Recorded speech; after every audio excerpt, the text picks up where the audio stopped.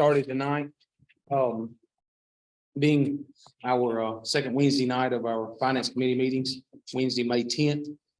Last Wednesday night, we went ahead and took the fire out of the 101 and the fire out of the 111 and covered those. So we're ready for rescue. Page 27 of your 101. This is 54,420. Page 27 of your 101.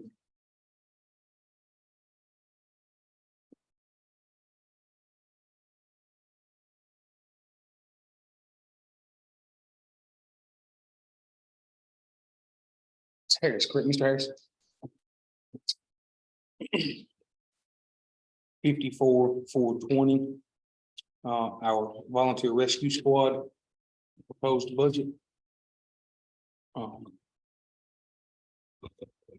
Give the members a few minutes to get their thoughts back together on this one, so we can start in a little different place than we ready to go.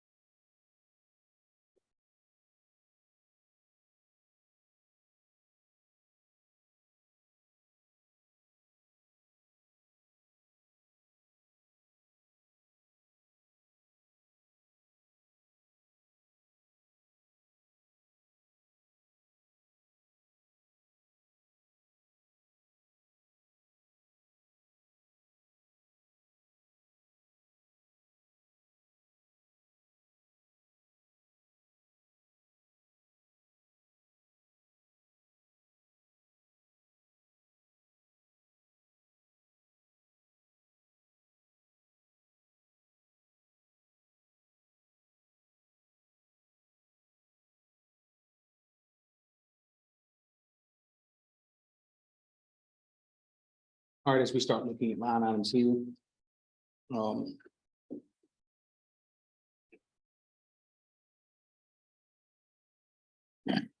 Harris. I want to say something real quick before we get started. I don't know if I've met all of y'all, but I just kind of wanted to introduce who I am and a little bit about me, so y'all kind of know where I'm at. I apologize for not having my stuff together at the commission meeting last month. I didn't know I was going to call it in front of y'all, so I didn't have none of my paperwork with me, so I was kind of shooting at the hip with some of the numbers. I have pretty much hopefully everything y'all are going to need tonight. But my name is Daniel Harris. I've spent 22 years in the emergency services. I started out as a explorer with the fire department in Putnam County at the age of 13. I've been in the emergency services ever since then. 16 years of my career was in Putnam County, where I was the lieutenant over the first responder program. I was also the public information officer and public education officer for emergency management there. After that, I went to work for Wilson County. I spent a little time with EMS up there in Putnam County before I went to work at Wilson County EMA as a paramedic firefighter there. Married my wife, who was born and raised in this county. I had done business in this county with Bubba's Market prior with my dad when he owned Harrisville Incorporated. So we It's Greg Harris, your dad? I was the one that started Bubba's Market with Greg. yes, Greg's my dad. Okay.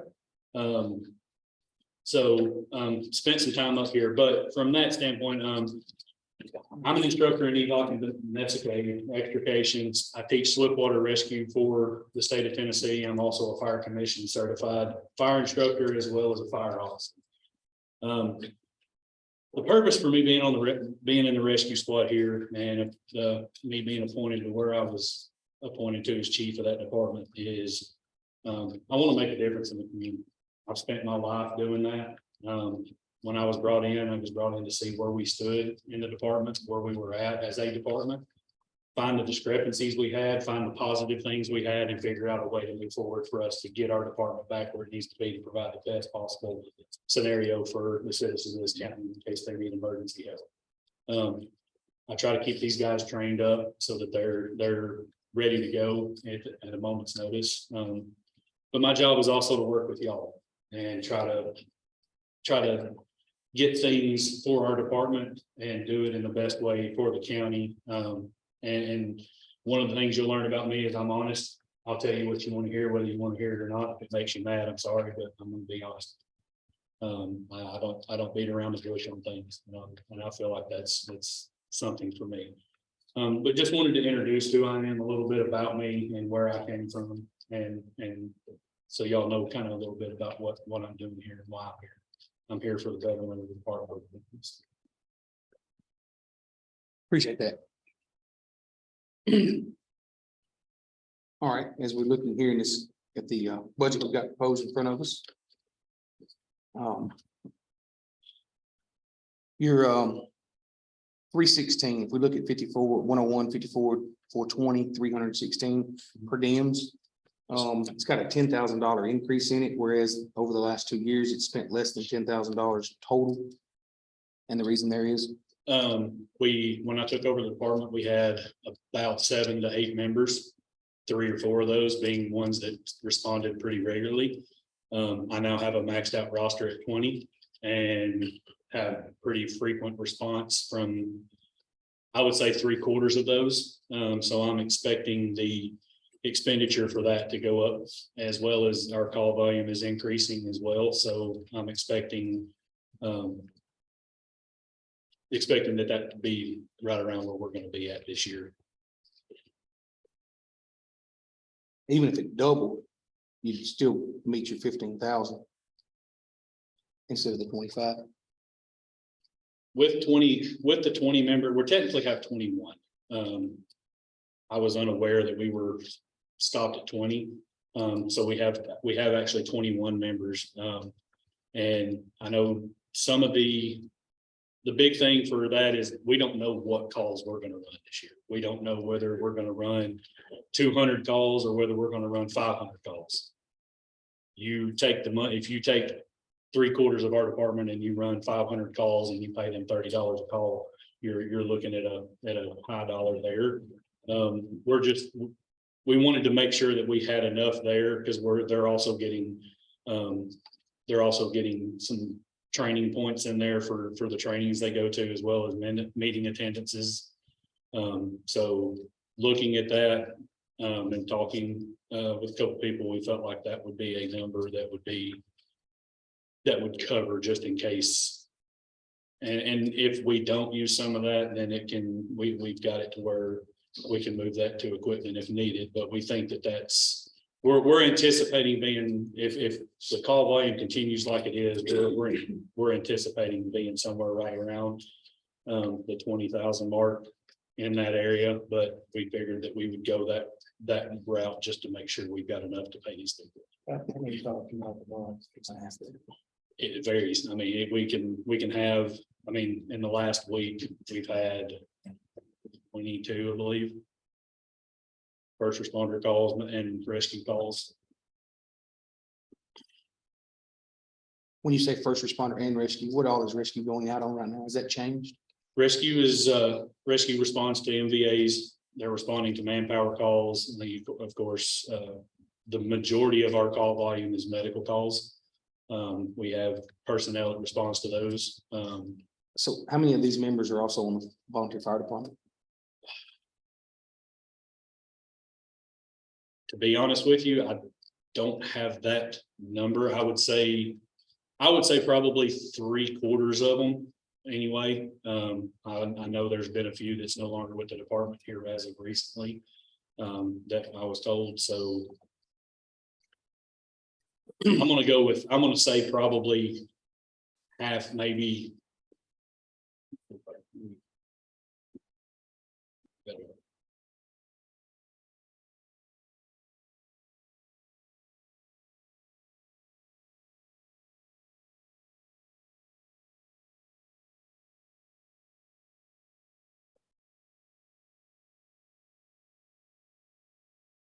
while you're looking that up, when you look at this piece, y'all see what line items in front of us here.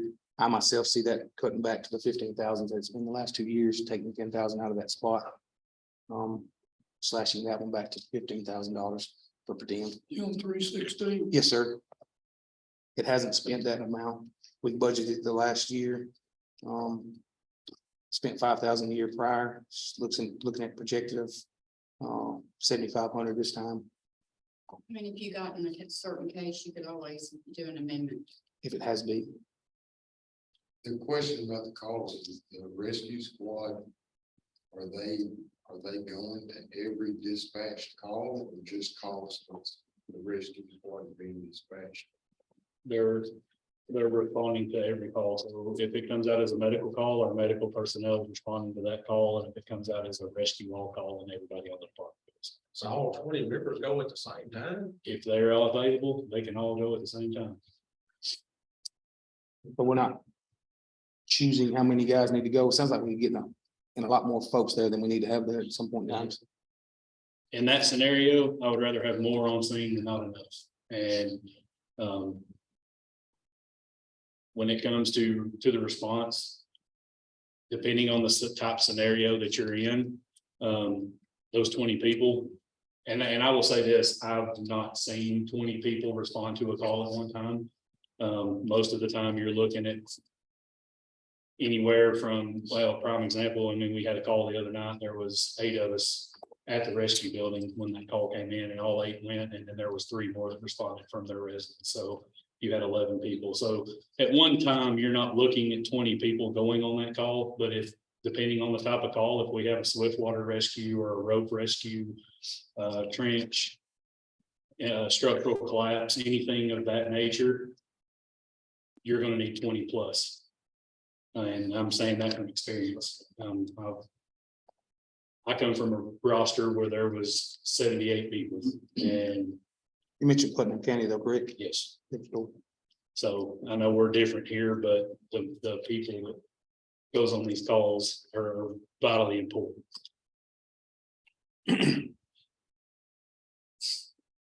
I mentioned the idea of cutting that back to 15,000, which was the previous year's budget.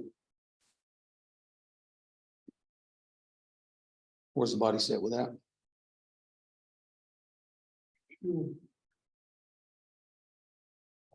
Mr. Harris, it looks like striking 316 back to $15,000.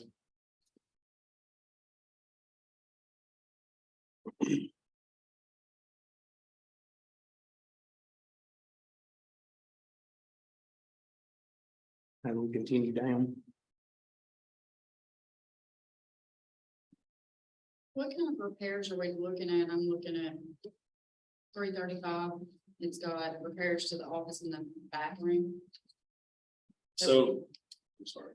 No, So currently right now, our bathroom has 2 holes in the wall from drywall from where there's been water leaks. The pump went out, there was a leak there. Also, the building itself, right there where the office is, every time it rains, when the water comes, there's a pooling area behind the building. When that water gets there, matter of fact, I walked in there yesterday and my feet got wet from water that had run underneath the building and come through the building into the bathrooms, into the meeting room there, or the office area. It smells like black mold and mildew in there. It has for some time. And we're trying to get that into operational,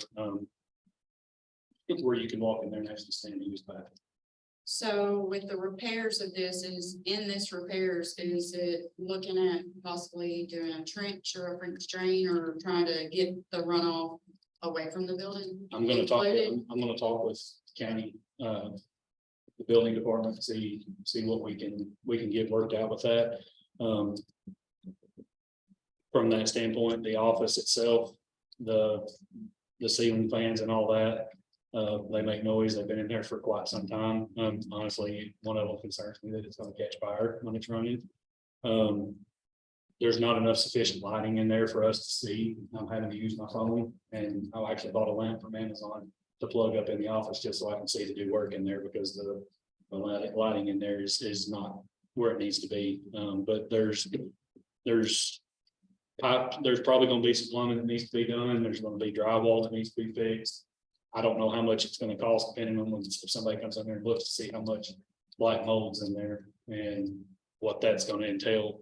I can tell you it's there because I see it on the walls, but That's not the same bathroom in the EMS building. this is up at the rescue squad building, up by that, up beside T-Dot, above the helipad. And anybody that would like to come look at that, you're more than welcome.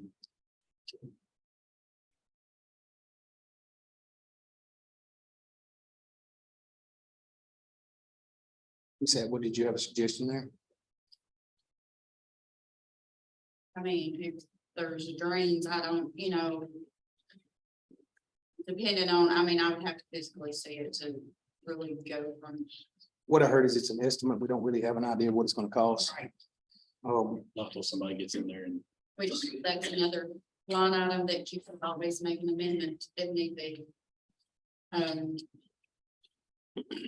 If it's just like, I know there's on down, it's got fans for offices in Bay Area, is that, that's just for the fixtures. so would that be changing those to LEDs? I know I'm jumping from one line item, but they're kind of There- tied together. Yeah, so there's 3 ceiling fans in there, that we would be looking at changing those to leaving a couple of the fans and using the other as a light.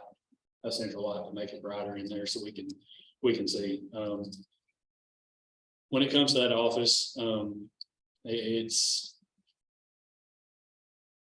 In my opinion, it would cost more than $5,000 to fix that office because of the shape it's in. It's, we had a group of riders, motorcycle riders that came in this past weekend that we set up for. And they came in to use the bathroom. We had to clean the bathroom, and even after we cleaned it, it was still just one of those deals that it's embarrassing for people to come in there and look at it, just to be honest with you. So considering we do not have a estimate, and I'm not denying that there's not work that needs to be done in that area. Would there be any way that you think that you could shave any amount off of that? And then maybe we could, if we needed, after you got estimates and stuff, that we could amend that. I mean, I shaved off half of it. I was looking at putting at 10 in there, and I felt that 5,000 would be enough to at least try to get the bathroom and the walls and try to figure out where we are on the mold aspect of it. Because like I said, every time it rains, that building, you can walk in there, the mats and stuff that's in front of the toilet and sink, they're soaking wet. We had to hang those up so they could drip dry, and it's molded in there. And I'm more than happy to let anybody wants to come up there and look at it, come up there and look at it. Need to find a source of the leak is. It's coming from underneath it. When it rains, they come in and they fixed the water leak that we had in the walls. They tore the drywall out and fixed the leak and then left the holes in the drywall. So in our bathroom behind the toilet, there's 2 holes that has piping exposed where the drywall was not fixed. What kind of piping is? PVC, Yes, happens. PVC. How So- well is that building insulated? It's not really. I'm just, The back bay, we can shut the doors in between the front and the back and keep trucks back there and keep it at about 50 to 55 degrees with the heater that's back there. And that's what we do during the winter time. But the front half of the building, there is no insulation. You have to wear a jacket and a boggin when you're in there.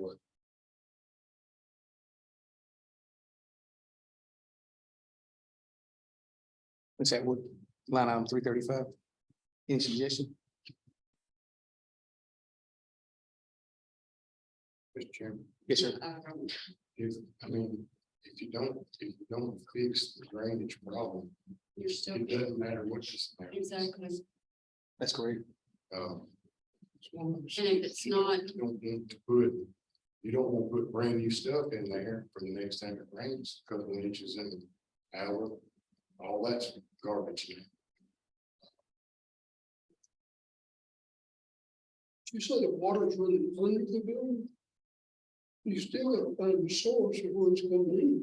It's coming from the actual out exterior of the building on the walls. It's coming underneath that into the building from the It's front a side. concrete floor, correct? Yes. So we've got dirt up above the It's true. concrete. Yeah, and this, and I'll tell you, the bay on the front corner, if you're looking at the building, you've got the bay door here, the entry door here, the wall on this side is actually being held together with a toe strap right now, because during the last severe weather event, the storms come through and blew our exterior wall out. So I'm working on trying to fix that, with what we can, but we've got it held together with a toast, with a ratchet strap pulled together.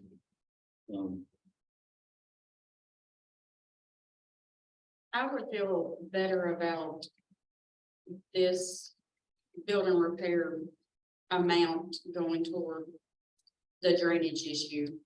Getting that fixed first, and I'm not denying that the bathroom, I would probably not want to use the bathroom myself, but I'm just looking at that if we don't fix the water drain to try to prevent it from going underneath the building, if we go in there and we put new stuff and we fix the floor and we fix the drywall and it comes another big rain, we're back to square one again.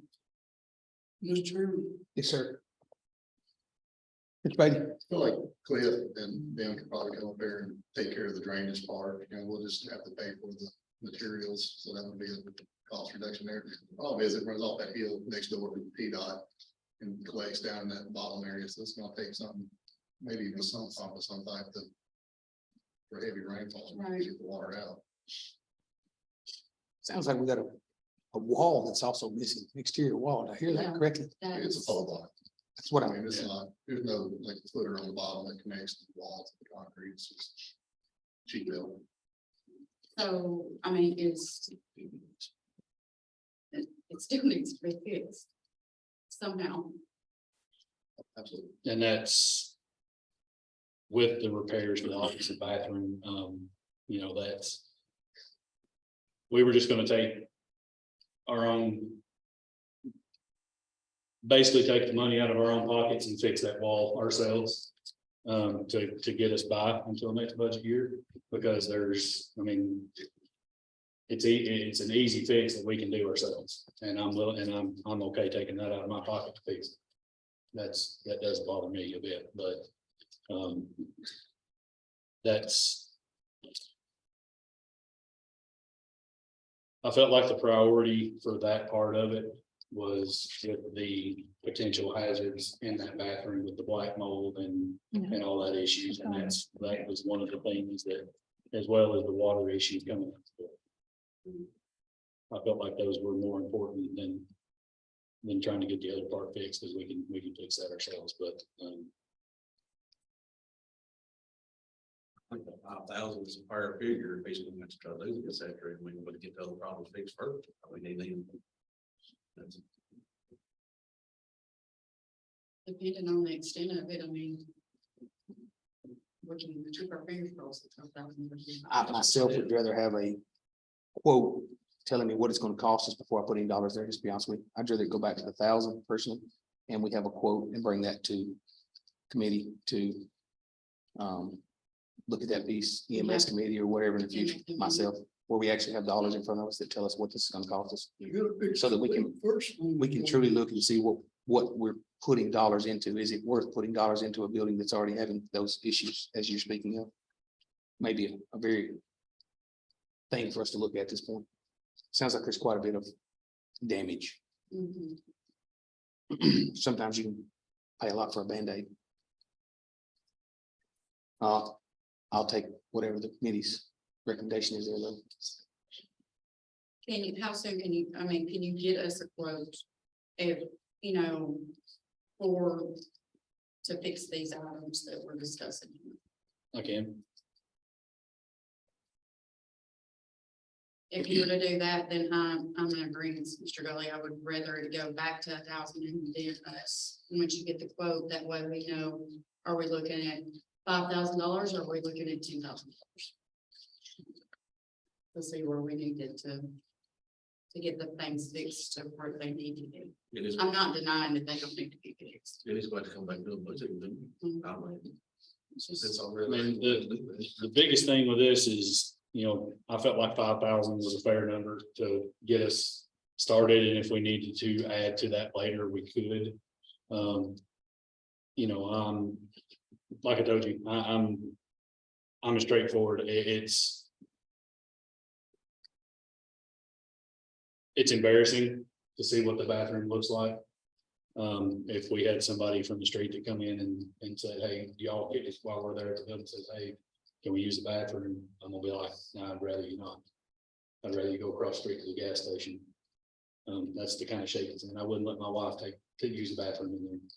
I mean, that's my honest opinion. I hear you and appreciate what you're stating there. But we don't have any figures in front of us that are telling us what it's gonna cost. I hear 2 holes beside a wall that seems very easy to fix for $5,000. Just honestly.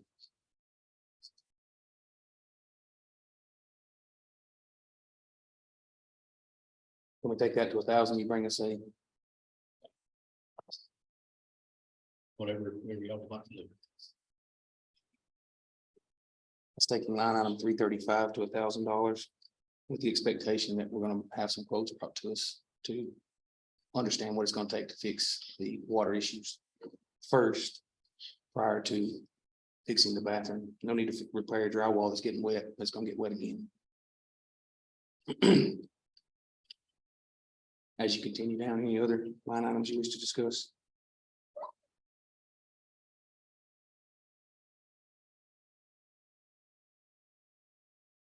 I mean, the big ones is the vehicles, that's what we got to discuss in before, the radios are 15,000, it's not been in the budget, that's the 2 big items that they. Right.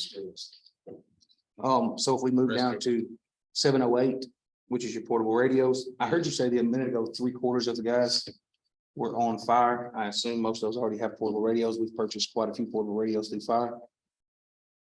Yeah, we currently have one radio in our fleet. The other one was given out to a member who had a EMS radio. So we have one, and for the ones that quits the fire department, I have no radios in the back, and I have nothing to replace it with. If a radio goes bad, I have nothing to give them for them to respond on calls. Part of the $15,000 is there's for portable radios, computers, tablets for run reports. With the portable radios, one of the radios that we're looking at getting is a multi-band radio, and that radio is a high dollar radio, but that covers every frequency range and that is out there, and it allows us to have communications with any surrounding county that is not on the same frequency that we are. It is an interoperability deal. Sumner County, they are on a UHF system. I think Macon County, they are on a were they UHF or they, I'm not sure. I think they're on 800, I believe. We currently don't have interoperability with them because we don't have that frequency range. So this, one of the radios in there would give us the opportunity to talk to Wilson County's fixing to go to a frequency range. This would give us interoperability with any mutual aid request, or with them coming into our county to mutual aid with us, we would be able to talk to them instead of not being able to communicate. So that would be for one of those radios, and then 3 spare radios for that, and the rest would be for computers and run tablets for our members to do run reports on, that would be in the station and in the trucks. Because we currently have none. They're having to do all their run tickets on personal computers. And that's a security issue. There's no computer in the building. There's no. I do everything on my personal computer. My medical lieutenant does everything on his personal computer. We have none. So that's to purchase computers for us to operate and for us to do our run reporting on as well. How many tablets, computers are you talking about right there? Looking at probably 2, maybe 3 computers. I'm probably going to go with 2 computers, as well as looking at 3 tablets. One for Rescue 1, one for Rescue 4, and one for Rescue 2 if we get that. The other two would be one for a medical computer where that computer is locked down with everybody's private information from the standpoint of patient privacy and HIPAA laws. And the other one would be for us to use for classes as well as training me to do all of our budgets and any kind of personal information of the members, try to keep all of that on the computer. So that way when it's requested from the administrative building, I can go in there and send to Giselle. What reporting would you be doing that wouldn't already be on a fire or an EMS that you're responding to the same call as? What kind of reporting would you need to do that you weren't responding with fire or EMS? Reporting? You said this is for reporting, for running reports, run reports. Yes, I do. So what reporting, Quality what improvement. medical information would you need to be putting in? When we run first responder calls, we put patients' names and information in there if we make first initial patient contact. It's a state thing that we have to keep in there.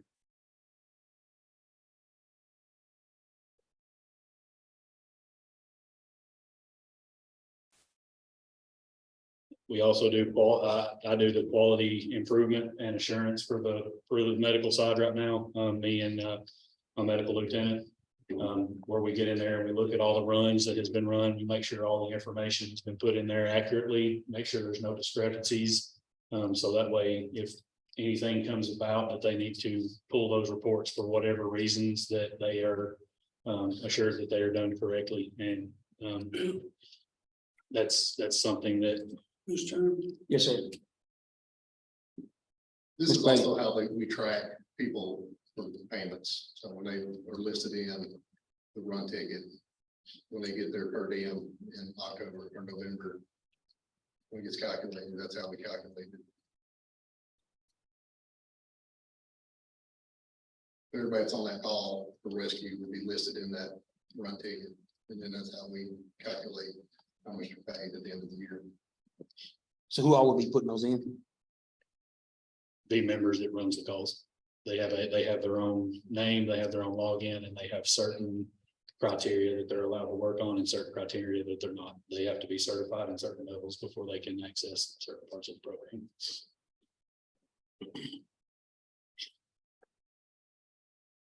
It's the same system that everybody that has a first responding agency across the country uses. Daniel, I attended a rescue meeting a couple, 3 months ago, and I don't know if it was you or someone apologized to the bunch of the members because they were compensated for whatever reason. Was that because you didn't have a computer or the right people weren't putting it in? For last year. Yeah. It was for last year. Run tickets were not getting put in appropriately. And therefore members that ran calls did not get put into the system. And therefore, when it come time for payment, they didn't get paid because they did not know that that was not being done. And when I moved into that spot and found this out, I tried to figure out how to do that, and the month checks had already been wrote. And everybody was understanding of it. They understood the importance of putting their run tickets in so that we can go back and look at who ran how many calls, because I assured them the only way for them to know how many call points they get for the year and how much they're going to get compensated is based how many calls that they are put in. So for an example, every one of our run tickets, when we put those in, has everybody's name and their number on it. When they respond on that call, we select the apparatus that they went on. And we put that number, they put their name and select. So for instance, Rescue 1, if me and Director Beatty was in there, I would select me and him. We was in apparatus Rescue 1. And that would go in there at the end of the run ticket. It's locked and it logs that we had one call point for that out for that time. They get $30 in call. So that's how we keep up with that. But the importance of the run report system is that we have to have, for legality reasons, we have to have documentation of the times we went on the call from dispatch. We have to have what we did, who went, what was performed, what equipment was used, who's filling out the report, who is in charge of the scene. There's a lot of things that goes into those run reports that everybody has to do. And we had a training on that in January, after I learned of the discrepancies from the previous year. We had a training on that, went over it. I showed everybody how to use the system, how to log in. Everybody has a login and has the information that, and has the access to the portion of the system that they're allowed to use. So that was like a training. It's really the problem. I know that, that's not on you, I know that, but they just weren't trained properly, is that correct? They didn't have logins.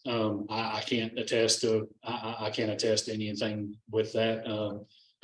But they didn't have some of them didn't have logins. Everybody has a login. And if they need their passwords or whatever reset, they just let us know when we reset their passwords to it. And that's pretty much that. Who pages y'all have? Dispatch, risk, Fairfield Sheriff's Department. So y'all don't go out unless you, do y'all go to the 45s or regs, no minor damage? Only if law enforcement requests us for traffic control.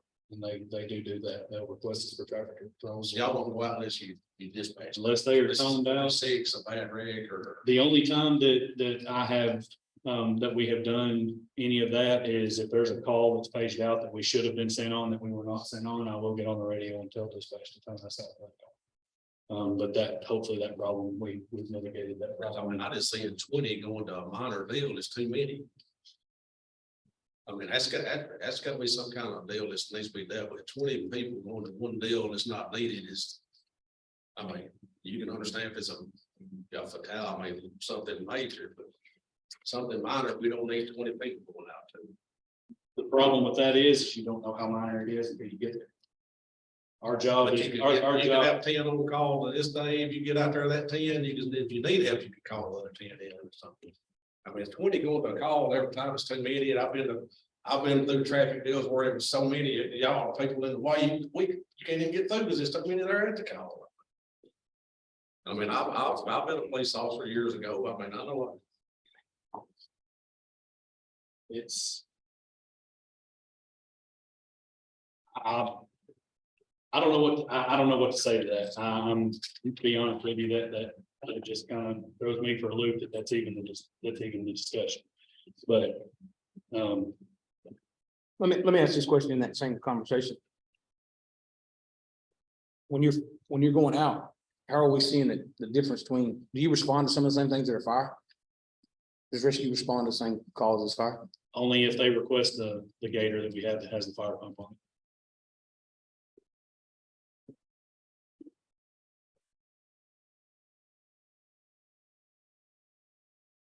We respond if we're toned out, and we respond if we are requested by law enforcement, EMS, or the department. We're still on line item 708. Sounds like there's a need for at least a computer and tablet to be able to record these pieces. I know you had mentioned multiple. The reason there's multiple is because not every vehicle goes to the same call. If we go to a manpower call, they may come in and get one vehicle and they can start their run while they're on the way to that call in the passenger seat. Somebody can start that run in that vehicle and they can log that information on the way to the call. They may come back and take another vehicle and you can do it from that vehicle. That is the purpose for that, because that's just, I see a tablet being usable to multiple vehicles. Moving from there, a computer stationed at the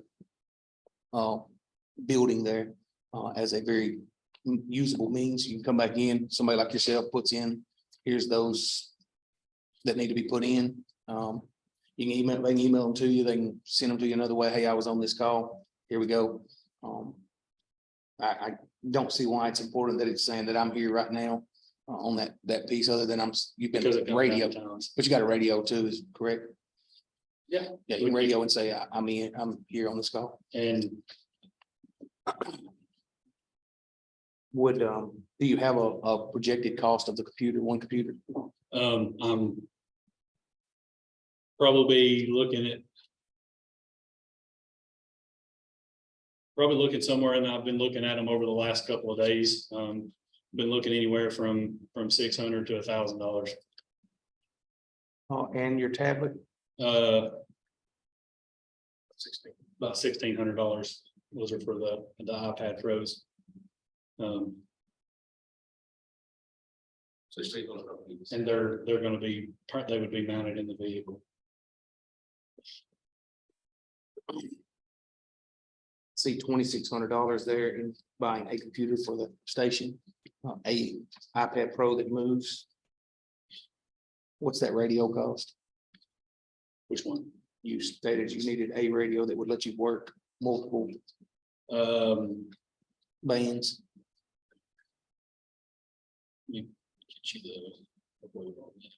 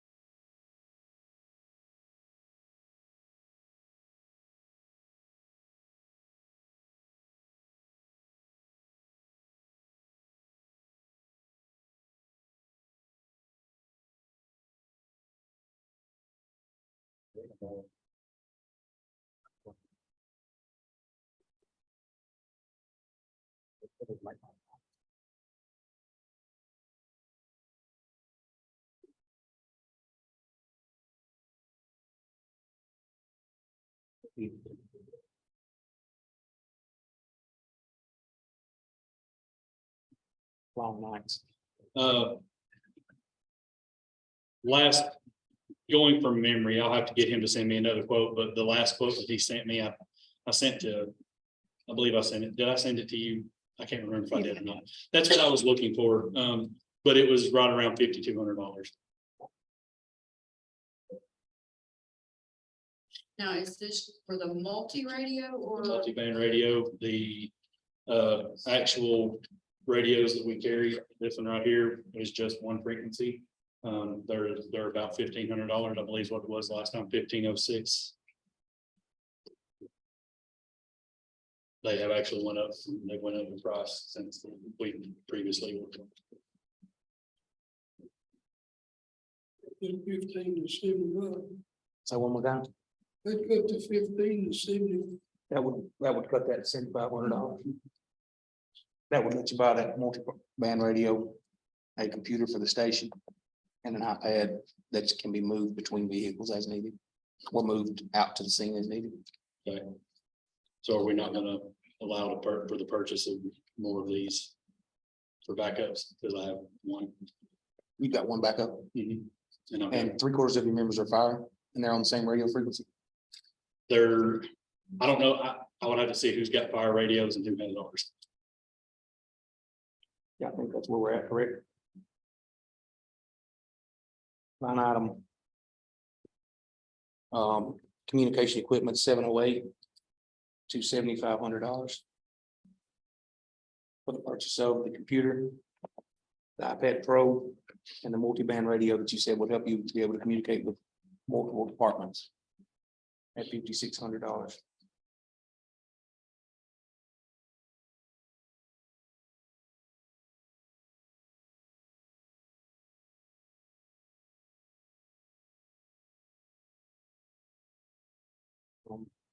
I notice there's a large jump going up 2 lines to uniforms.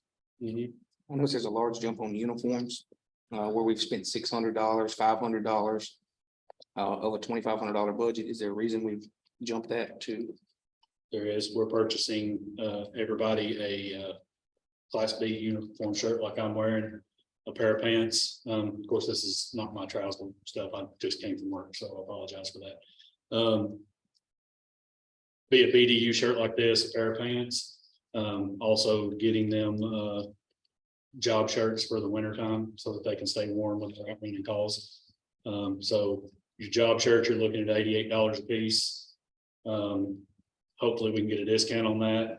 These shirts right here, you're looking at right around $60 a piece, and you're looking at $40 a piece for pants.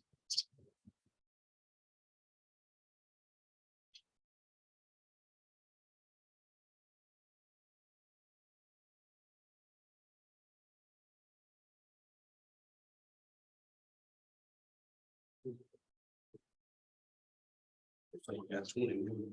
Well, 21. But you stated you can only have 20. Yeah. So somebody's gotta be cooked. I'm fixing to lose one. I'm fixing to lose a paramedic on our department. So, that's probably fixing to be cut. I guess I'm just saying, if it states you can only have 20, Yeah. I was not aware of that till I read more into our bylaws. I was thinking it was more than that, so. that's got that line item there. You stated 20 at $88, 20 at $100. That's $3,760. Why 5,000?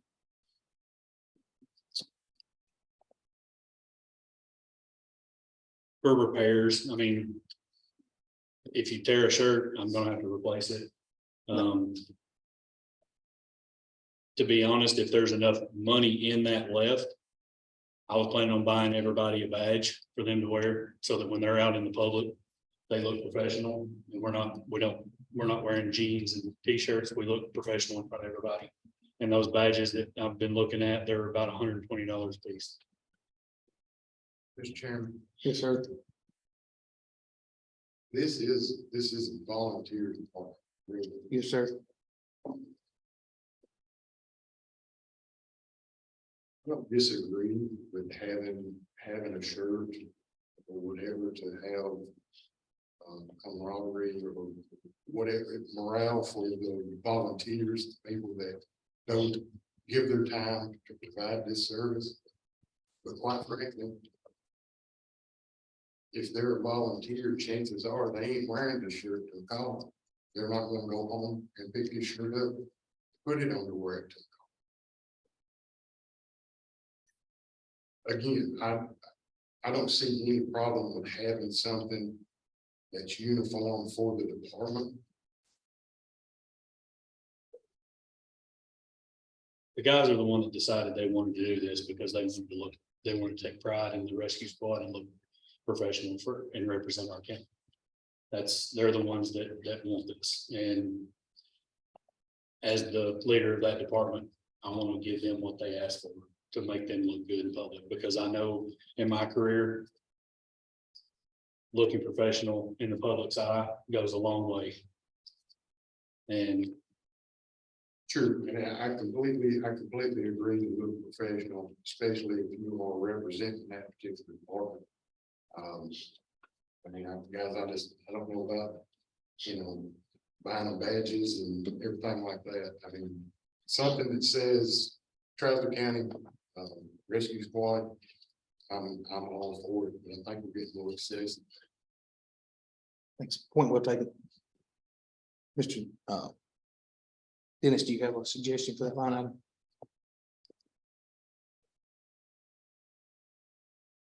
I mean, they spent $600 last year. I mean, you could.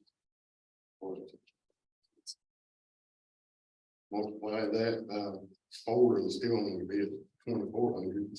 I mean, I would recommend leaving it at the 25. And spending what you could. In 2 years, you can have all those that you want in that number.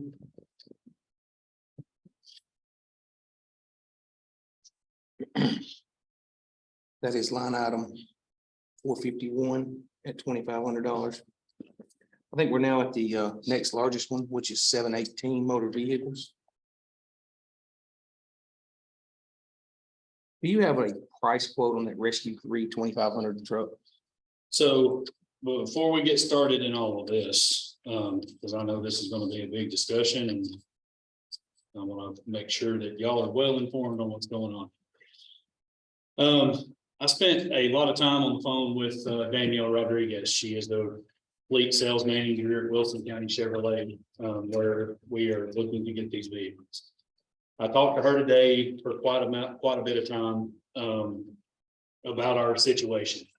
First off, from the rescue squad standpoint, I have 2 vehicles sitting up there behind the ambulance service that is inoperable.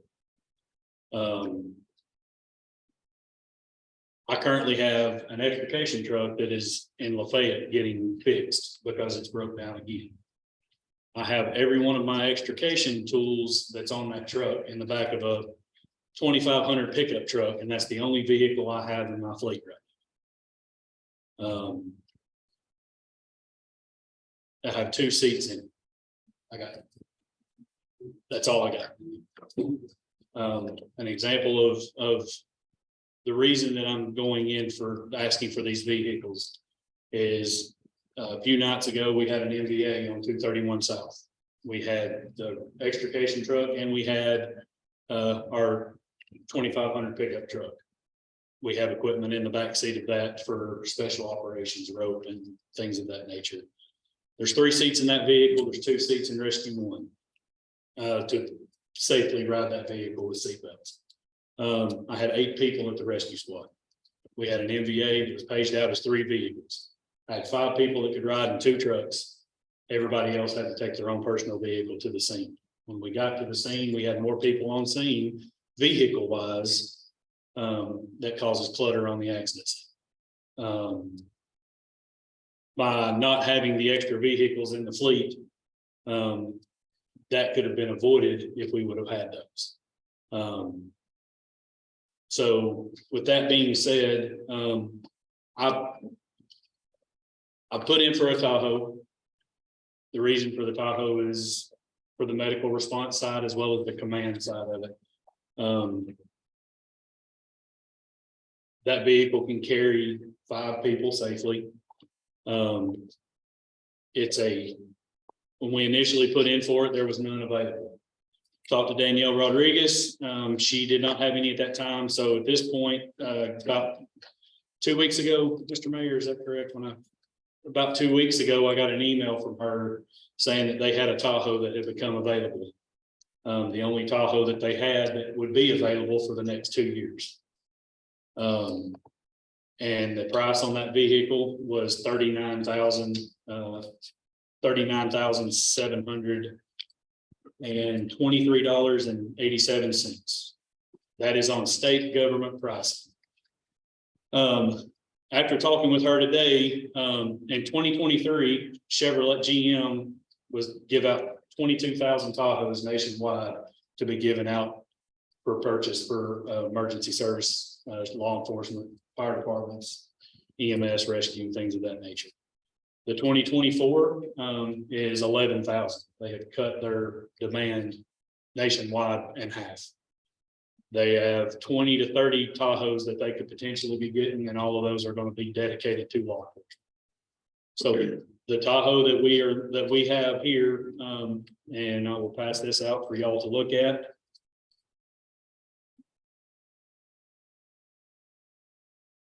Mr. Harris, have you only checked with General Motors vehicles?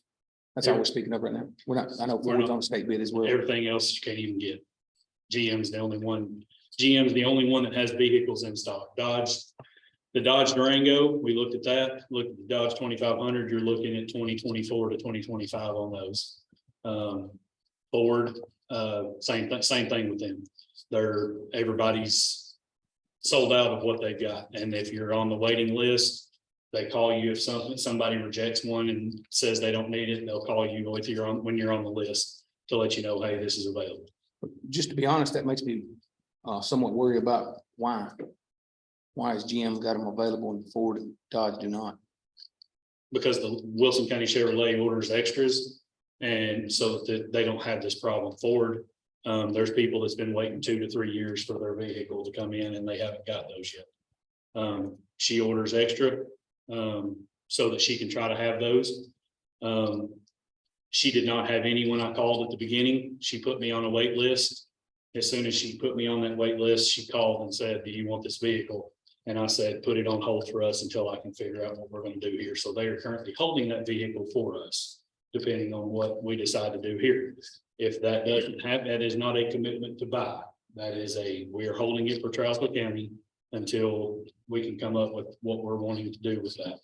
So I go back to the question I asked, what does a 2,500 truck, 3/4 ton, 4-door truck that haul 5 people with a bed cost us?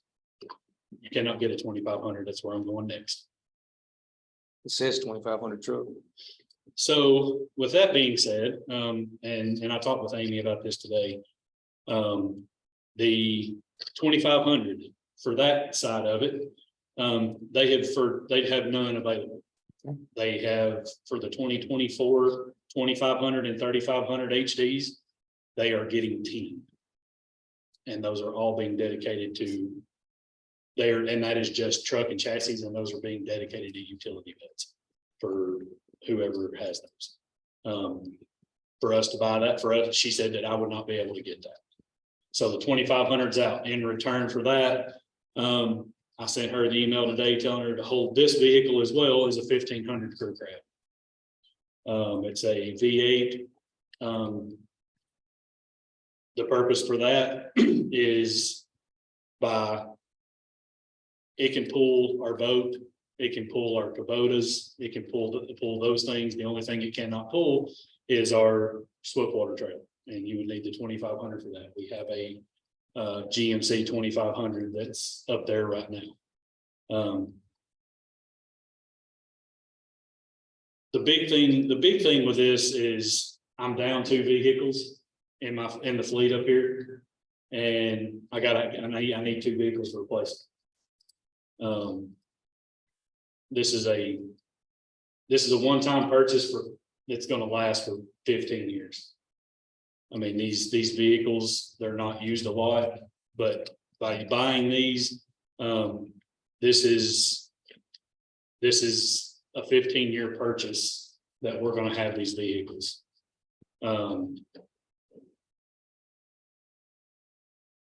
Don't come asking for vehicles a lot, because I can obviously buy our fleet. The newest thing I have is we have up here is a 2016. We don't ask for vehicles a lot. I've got 2 vehicles broke down. I got one that's in the shop that I've had multiple repairs on just this year. And the GMC 2,500 I got in the bay up here has been our main extrication truck on multiple occasions. These vehicles are not a want, they are a need. And one thing that I will tell y'all is when I'm asking for something, I don't come asking for something for once. If I ask for it, I need it. And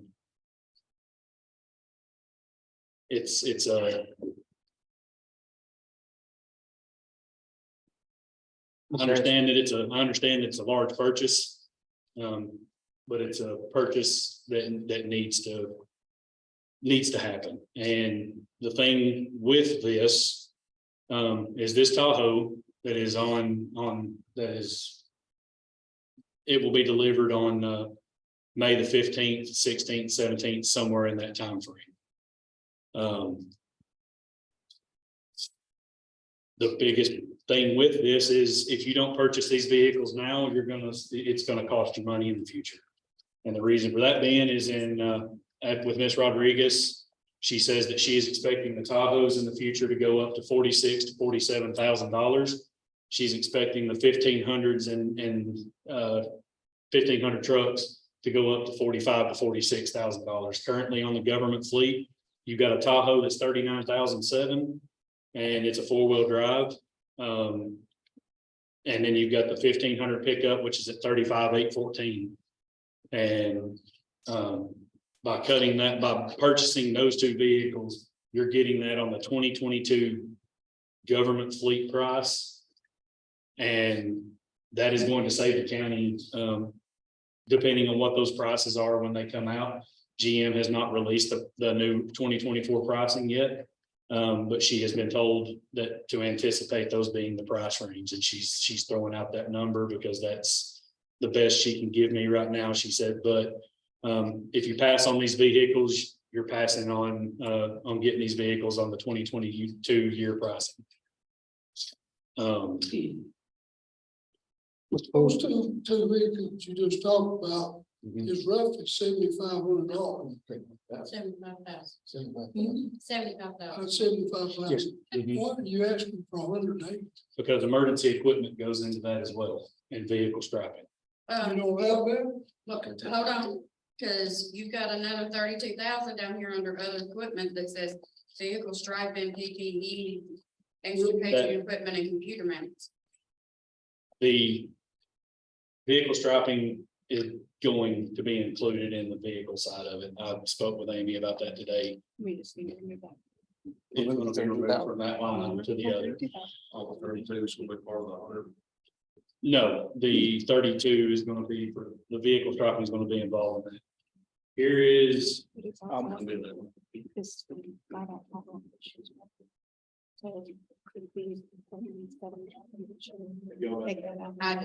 I don't know that the others do, but I printed them. okay. These right here, it doesn't have everything that's in that one. Instead of the 108,000. This is the Tahoe price, it's the Tahoe price. 7,000, how was that? Put it on the sheet.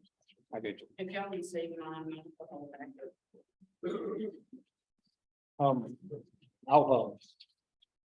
So this, what color vehicle do we have here? They're white, White. yes. This This is, we've discussed rescue a few times in the past in some of these pieces. Okay, And the 1,500 vehicle came in as being an issue multiple times in the conversation for the weight of that vehicle. And the safety of towing and those things. I appreciate this.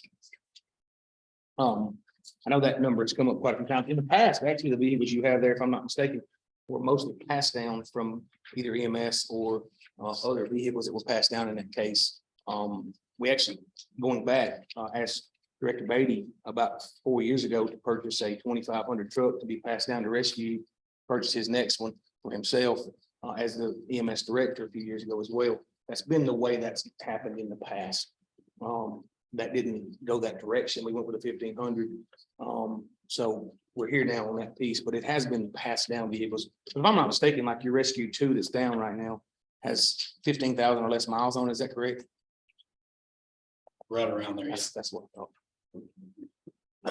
So the problem and the reason I bring that up is we're not talking very much use here in time, actually. So. what is actually wrong with that vehicle? Or It is it has- just from the towing? It has which is it?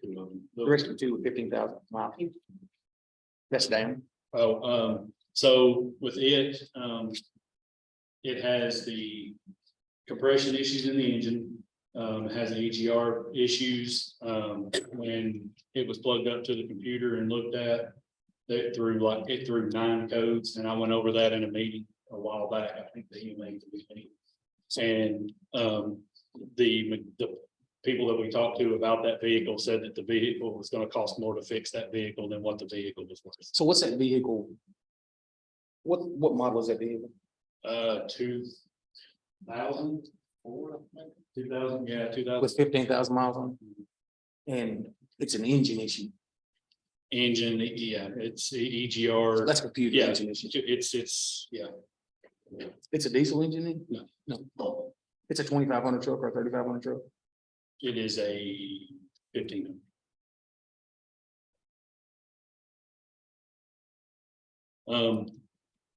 Going back to the. And just with the vehicles.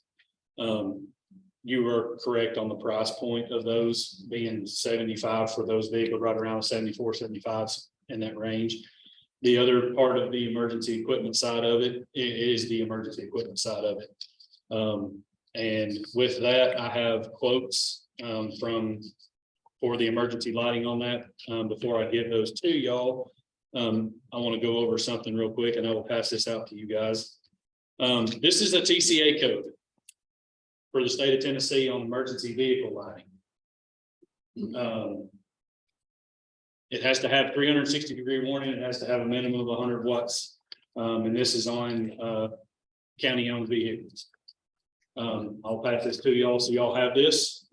This right here, this is also SAE Class 1 certified lighting. For it to be on an emergency vehicle, it has to be SAE Class 1 certified and has to have a minimum of 8,100 lumens visibility. And with that being said, if y'all would like this, I'll be more than happy to provide y'all with a copy of all this.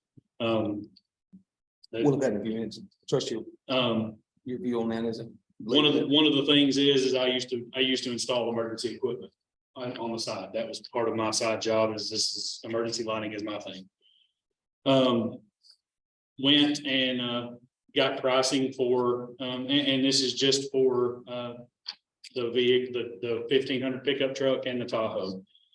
The first one I'll pass out to you is the Tahoe, and the price point on it is for the lighting that is required on it with the warning systems, just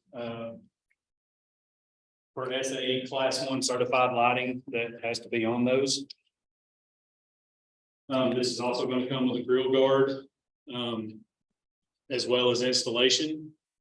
And this is, and looking at all this, it has to be put in by professionals. It comes, the big thing with the lighting, and the reason you're seeing the price you see, is it's warranty. It is the standard for emergency lighting across the country, across the world. The lighting for these vehicles, this is going to give everything you need. It's also going to take. Just quote for 2 vehicles. That's for one. That's for the Tahoe. And this one is for the pickup truck.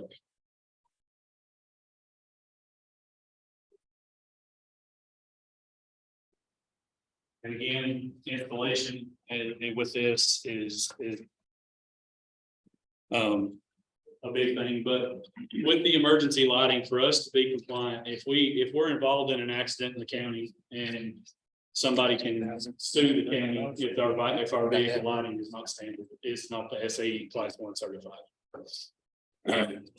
And that's something that we teach, that I teach in my emergency vehicle operations course. And when I do spec lighting for agencies that I've installed lights for, this is the lighting that we use for that. And again, one of the things that I will say is, when you're looking at the price for the vehicle lighting, you're looking also at longevity of it. You get what you pay for. And the lighting that's on my truck and on vehicles that I have owned has been in this category and has lasted a very long time. That lighting is in the 32,000, That is in the Line item. the 108. 108. Mhm. Everything in the 108 would cover the vehicle in its entirety when it is purchased, equipped, and strapped.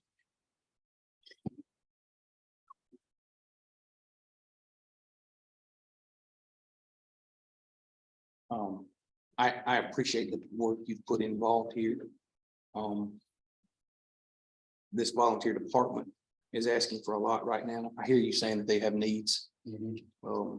Everybody's got needs, and I see those pieces. These are some pretty heavy needs.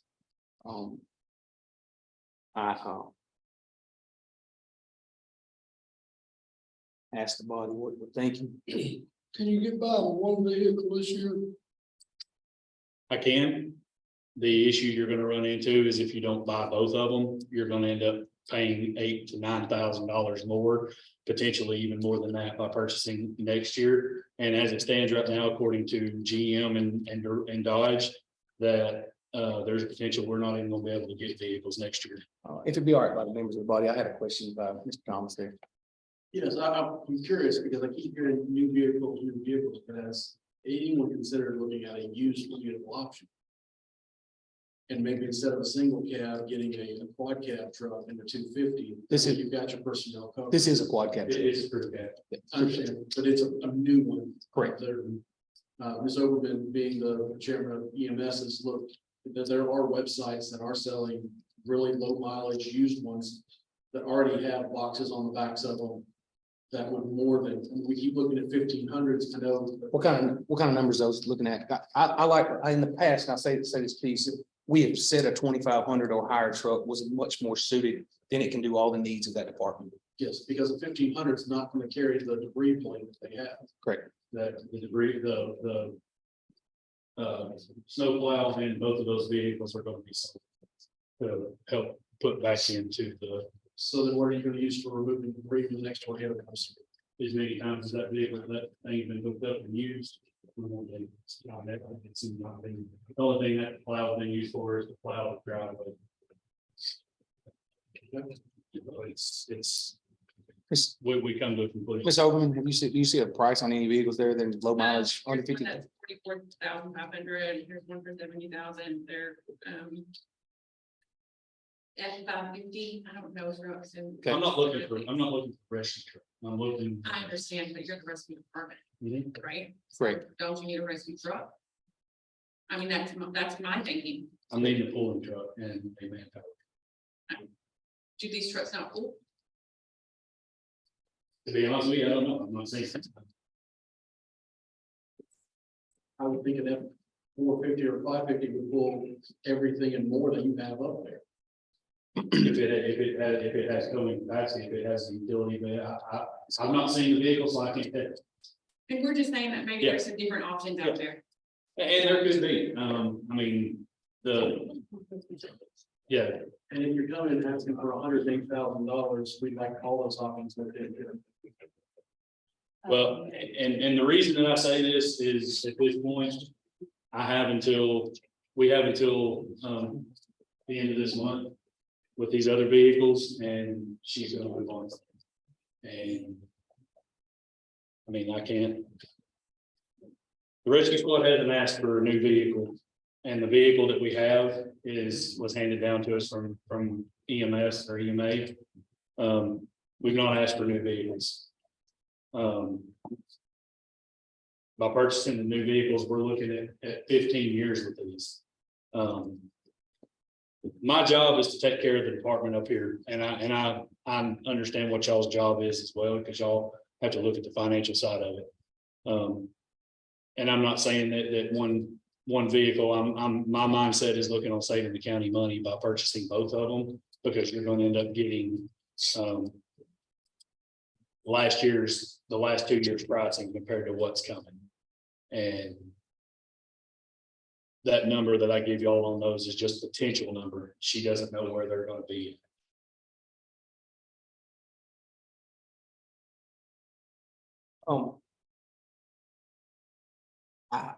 I'll take any recommendation from the committee, but Mr. Ford, I was in what your thinking was that myself, asked to go look for a good quality used vehicle. Since we're talking 15,000 miles on this vehicle, and since that's a 2004, we're not putting a lot of miles on a vehicle. A quality used 3/4 ton or larger vehicle that will carry the needs of pulling all the equipment that you have. At a range, $40,000 to $50,000, one vehicle cost, total cost there. Would be a much more suitable piece for myself setting in. What does the committee feel?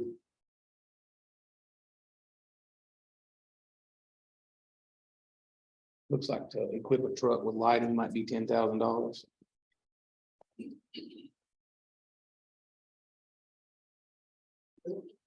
But the truck that Matt used to have, is it, when you volunteered, is that the one the rescue's got now? It is. Is that what long was it? Is that the one that's broke down? Or No, that's the 16. they still use it? That's the one that everything's in right now. Is it the 1500 series or It's 25? It's the 25. So it's still in good shape. So what is it used for? More or less, Pull trailers, it's the only truck that can pull the swift water trailer. And it's used, right now, it's used for every medical response. Manpower calls, pulling trailers. It's the general purpose truck right now. Because the only other truck we have is our main extrication truck. It's a 550 on a rescue body. so if the truck that he did used to be, is it still in pretty good shape? I mean, we had a computer issue with it a couple years ago. Yeah. Something got in it. Some wires. Something got into it, I had some issues with it. That's the only issue we've had out of it. It's running good right now. How long do they sit? How Um, often are they liable to sit there? You said something got into it, shoot some wires. Usually has to be sitting there for a while for something, to shoot some wires. It was sitting outside. Yeah, and it was not being. We had Rescue 2 and Rescue 3 in service at the time all that happened, so it was not being used. So how many vehicles do you have in service right now? one. Good service, just that one vehicle. Well, I've got two, but I've got Rescue One and I've got the 2500 that has equipment in it, the back seat and the bed of it right now. And that's it. Rescue One is out of service. I got one vehicle. And with that Rescue One is coming up on its, in 2 years, it's coming up on its 25-year life. So that's something we're gonna be looking at having to replace in the future as well. Members, you have the discussion in front. I myself feel comfortable looking at a quality used vehicle, getting these prices brought to us, putting that line item somewhere in the $40,000 range to $50,000 to buy one quality used vehicle. He's got one truck that's running. Good. I'm gonna make a recommendation that we buy him a car. And if I got it figured right, it'd be about rough figure 53,584. People look down at Marple. And next year, maybe you can find a used one to get you back. But we are getting hit hard this year. And we didn't have this arch fund on what we do this year, We're really cutting into it. but that's my recommendation. And I don't know what this other down here at the bottom is going to entail, where you got 32,000 down here. Like I see the striping, I don't know what the PPE is, and extraction equipment and computer mounts. Extricate the 32,000, so the computer mounts. With that being said, since we didn't purchase the computers that were requested, that can be taken out of that budget, because I'm not gonna be able to use that. The PPE is for the 4 additional sets of turnout gear that's gonna be purchased after the fiscal year. That's what then? Turnout gear, and that will have everybody. Didn't we just purchase? maybe 10 sets. I still didn't understand what you said. That Turnout gear.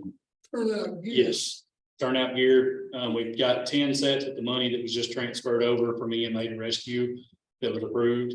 And then I have 4 additional sets for 4 members that's not in that that I can't purchase out of that. So I'm gonna purchase 4 more sets with them. I'm also gonna be purchasing a hydraulic ram along with the attachment sets to complete a full set of second full set of extrication equipment. That's the only thing we're lacking on. We have a cutter, spreader, and a ram on one. We have a cutter and a spreader on the other, looking at purchasing the ram, so that way we have 2 complete sets. So that way, if we need to extricate somebody from a vehicle and we need to push the dash from both sides, we have the equipment to do that, and we don't right now. And then as well, just general equipment through the year that we may need. I know we're looking potentially needing to buy some carabiners, some Prusik and things of that nature for the Swiftwater side. So that will come out of the other equipment line item as well. But the big increases for that was PPE and the RAM mounts for the computers and the extrication equipment. All right, so let's back up here for a second on that motor vehicles. Mr. Ford, you cut that to 50,000, was that correct? Yeah, well, I wanted to know what this other was down here, that's what I said. Yeah. And I understand what that is, that's when you push the car over and get somebody out of it if they're peeing in, but you got one set, right? Yeah, and to operate, if you have somebody pin, say you have a driver and a passenger, you're hit head on, the dash comes down and pins you both in the vehicle. I have one ram that can operate one side and I don't have another one that can operate the other. How much does that cost? You're probably you're looking right around, they're supposed to be getting me the updated pricing. They're updating all their pricing right now, so that was not available for me to bring tonight. You know, But he's estimating that to be somewhere around $13,000 to $15,000 somewhere. Oh, crap. How many, I keep hearing you say Swiftwater rescues, how many of those do we normally have? Just say, Miss, Back. yes, sir, thank you. Miss Atwood. Swiftwater rescues, I keep hearing that. It varies. I mean, depends on the rain, depends on flooding. I I mean, you can have anywhere from, How many has the department had in the last 2 years? what, probably Several, 10, 12, anywhere. a lot of it's recovering people that have driven in the water, they're stuck in their cars. We have to go out and get them. We had a kid out on, what was that road? I don't know what it was. Which one runs by the creek out there? And he got swept away, ended up on a hay trailer and, well, we're used to flood over there on 141. We put people out of those trailers several times. They're no longer there. The trailers are no longer there. We had people stuck on Big Goose Creek when they was kayaking after. It happens. Mr. Thomas? So talking with Ms. Thomas earlier today, looking at this budget, there was the idea of being able to use some of the existing funds in this year's budget. In the 22-23, and take some of the cost of this vehicle and kind of split it between the two budgets too. I haven't seen that presented to us here. So, and that's, I was letting everything, so what we had I talked to her about was with this vehicle, we don't have the money in our budget, the Tahoe. We don't have the money in our budget to purchase that. Looks like you got As it stands. 33,000 left over in that budget roughly. That's going, which one?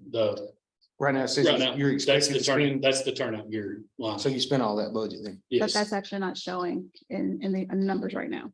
I have not made that amendment as far as the numbers that we're currently looking at. Yeah, I'm looking at $20,415. That's Okay. what I'm saying. That's what I'm saying. So you're telling me that's already spent? So that 30,000 that we approved 2 weeks ago, 3 weeks ago, that is not in these numbers right now. So that's spent though. It is spent. Yeah, But this- so that 33,000 that we're kind of seeing, that is still available. What 33,000 budget? The 53 minus 20, It is still available? it is still within that budget. The 31 comes out of different GL, right? That was transferred from EMA over to rescue, but that is not showing in these numbers. So they're amended. The amended column, Oh, that's right, what the I'm amended saying. column that we're looking at does not show that 31,000 being transferred, nor does that expense show in that estimated column. So this difference here of 23,000 some change dollars still exists. It does. Okay, the big thing was with 33,000. with the Sorry. Tahoe was being presented to purchase out of this year with a budget amendment. And that's just to purchase the Tahoe, to get it here before we don't have the opportunity to get that. The vehicle lighting and all of that can wait till July 1 before we purchase that and send that vehicle to get all that put on. Okay, so hang on a second. So let's get back Let here me going. make sure I understand what you said. I apologize for all the confusion real quick. No, no, Because this is the first time I've ever done this, so I'm learning as we do this, so I apologize. no problem. The Tahoe out the door, 39.7. Mhm. We got 33 in this year, in 2022-2023 budget, roughly, give or take. So that's seven-ish, $7,000 to buy a vehicle for next year's budget. Am I understanding It would be that right? this, So it would be purchased out of this year. There would be a budget amendment next week for that purchase. And so it'd be on fiscal year 23. You would take it completely out of 24. So then the 53 on the harbor funds, we can strike that too, right? It Because depends we on how you want, purchase this vehicle. it depends on how you want to pay for the vehicle this year. We're talking about $6,000. Now, I would want to bump that probably to 10,000 for this year, because that is an estimated amount of what they're going to spend this year. They could be spending 27,000. It's an estimated value. Is there any money in that? They don't have that.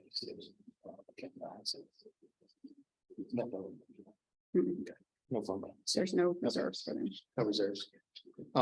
So if Mr. Dennis, I think you and I are in the same place. Right now, if I'm looking at numbers correctly, the amount sitting in the fund under the estimated, there's about $33,500 roughly sitting in that account to purchase the $39,723.87 Tahoe that we're looking at. That's a difference of $6,214.87. So $6,215 is what we would be looking at amending to this piece. Am I hearing that correctly? You are on the right track. But you would like that to be at $10,000. just to have that buffer in case it's over. So if I understand this correctly, we're striking the 108 entirely out of this budget. That is gone. Is, Okay, so the question is if we purchase the Tahoe out of this year's budget, would we be able to purchase the pickup truck out of next year's? No, sir, I don't think we're ready for that right now. Okay, that was just one clarification. So that does put the ARPA money back. That puts our money back It, that's not touching. or takes 10,000 of our money to cover it. right, that's my question. Going to need some money for the lighting. Which would be on in this. I got you. 32, yeah, no, it's not. Basically, 6 years. basically, you would take the price of the Tahoe plus the price of the 13,000 for the vehicle lighting, and then I can get the vehicle strapped out of the 32,000. But you still gotta have lights.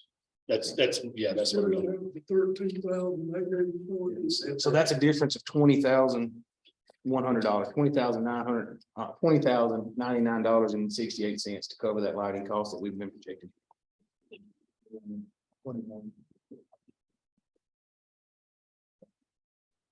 We would be able to put. That covers the lighting and the difference in the cost of the Tahoe that we're talking about minus the amount of money that was already left in that fund. So the 33,590 plus the $20,100 would roughly cover the lighting and the Tahoe. So that's what we're lacking right now. If I'm figuring that correctly, Mr. Everybody with me on that? So we need to find $20,000 to cover the Tahoe that we're talking about purchasing. What we're saying, the rest of it's being purchased out of this year's budget. We need to find 20,000. That can be ARPA, that can be whatever.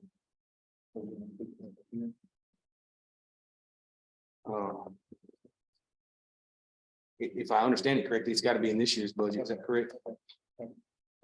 So if you would allow me, let me look at those numbers and I can have it for you on Monday night at our regular finance meeting to discuss this year's expenses. So we're saying for this committee right now, we're gonna purchase that vehicle using last year's leftovers and whatever is needed at this leading here tonight. Committee comfortable, understands where we are. But you think it's gonna take another $20,000 to do I think it's gonna take another $20,000 to do it. Just a bit over. That's covering the lighting and finalizing that vehicle on that piece. But it? But not buying the other piece of equipment. We haven't got down to the 32,000 yet. No, Are you leaving anything in the 718? but that's not buying the We are not. vehicle, right? That was scratching the 718 of this. That's not right. The 1 million. That's correct. That's one tile, which is what you asked. Yeah. Mr. Ford. Okay. I do have, Mr. Chairman. Yes, sir. Mr. Dennis. Do have one other question. And I hate to go back up here, on the per diems, it says unused is moved to equipment. Now, 790. Is there a savings account? With any money in there, anything like that from the budget to previous years? Everything goes back in the fund balance.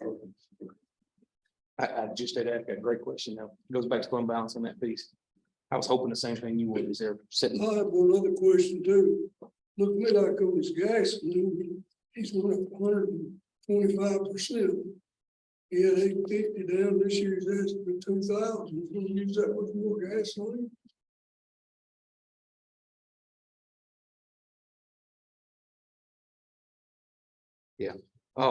Let's come back to that line item of, and I see where you're at. That's a large increase. Looks like last year it was budgeted at 1,500. Gas prices have gone up.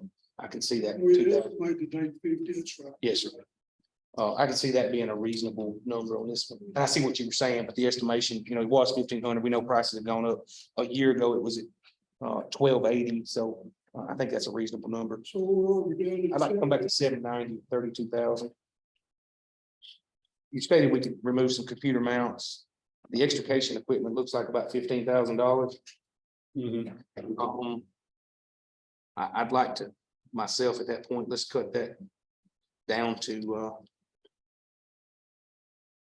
if that extrication equipment is needed. For 13,000. It could be anywhere between 13 and up to 15. So we, And that's with the accessories that comes with it. So how much was striping be on the vehicle? I would have to call and get estimates on that. I didn't get none of that because I wasn't 100% sure if we was gonna get it or not, so I haven't worked on that yet. Would the committee be okay with cutting that to 15,000 at that 32,000? That leaves, It's like 35,000, sir, 20 of the vehicle, and 15 on the wheels. well, we gotta figure out that 20 next, which I get where you're at, yes, sir. With the other equipment, it'd be taking us up 5,000 from last year. Just keep in mind, the reason we went with that was we have more members. We have equipment on our trucks right now that is, has potential that we could have issues with that, in the future. And I padded that just a little bit to cover those costs if it comes down to that. And that other equipment, that includes our Swiftwater gear, our rope gear. Some of our rope is coming up on, we may need to be looking at replacing some of our rope. So that equipment, you're looking at probably, depending on your rope prices, where they're at, and we look there, that other equipment is for all other things that we do other than just vehicle electrification. So that's just a generalized, So as we go through the year. would you be okay to move that line item to 20,000 then? That, I can live with that. That is moving 790 to 20,000. That purchases, the main thing we're making sure gets purchased in that is the extrication equipment. That is the Right. one big piece that we've asked for in that piece. And for that piece there. All right, Miss Amy, can you, if I'm correct here, 316 became 15,000 contributions per diem. Mhm. 335 became 1,000. Mhm. Uniforms, 451 became 2,500, which is where it stayed last year. Communication equipment became 7,500, 708. The line item 718 was removed with the understanding that the money left over, we are purchasing a Tahoe in this budget. In the leftover and whatever needs to be brought to us next Monday night. And 790 is being cut to 20,000. Can you give us a final tally on this? So that makes the final number 67,725.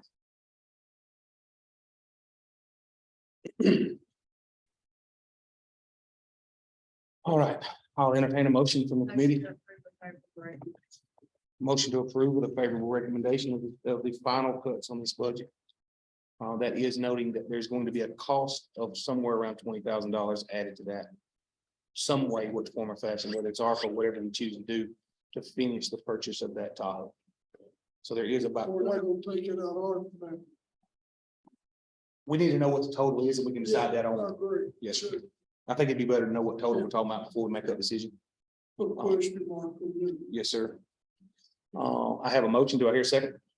I'll say, I have a motion with a favorable recommendation and a second. All those in favor, let me know by stating aye. Aye.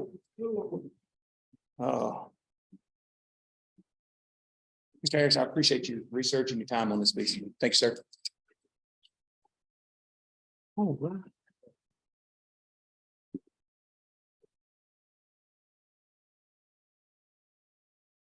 We are moving into, next up is EMA budget. Is that correct? Page 28. What, next page? We didn't get very far. I will give you a correction. On this line item, there was a piece, can you give me that number again? From last year's amended budget? It's 100,247. 100, the amended budget where it says 134, 231 should have been 102,437. 100,200. 100, oh, sorry, 100,247. 100,000, 247. $247. Sorry, misheard you. Okay, So that's that 134, 231 on last year's 2023 budgeted amount. Should not have been, that 134 should have been $100,247. This budget looks, it's still decreased, but not near as strong of a decrease there in this case. Any questions on this one? It appears that the only, it's still a decrease, but the only real change in this budget is that 2.5% increase to Mr. Beatty's salary, which at this point has been current throughout all of the salaries. Any motion to approve? Have a motion to approve a favorable recommendation. Any other? Do I hear a second? Is favorable, all those in favor, let me know by stating aye. On that budget is favorable recommendation. We will now move to the ambulance fund, year 118. You were handed I gotta find where mine went. Got too much paperwork. Got me something? Well, I just don't recall one over the 5416, Say one more time. the bottom of that paper, so. Honestly, don't have any notes on it either. Let's hit it while we're there. 28, this county Same corner, page 28 where we were, sorry. 54,610. It does not appear to be on our. Yep. It's one of those that's budgeted the same every year. That's where your autopsies come out for inmates or community. So are we still getting, I guess the reason I highlighted that one is, are we still getting reimbursement from? We are. CORSEC on that? Mhm. And what are they? Is that a typo or do I just not understand what kind of burial that is? It's a pauper burial. It's for those that cannot afford burial services. It is a rare occurrence. We actually had one this year, though. Okay, I guess that's why I've just never heard it be called that, but, okay. It looks like that. I remember 2 years ago, we added quite a few funds to this coroner's budget. That's where that 24,625 is, but it looks like it's going back to a much more reasonable piece at this point. And part of that's because of that contribution back from the those costs from the prison. Motion to approve the favorable. Motion to approve favorable. Do I hear a second? I'll say, I do have one question. Yes, sir.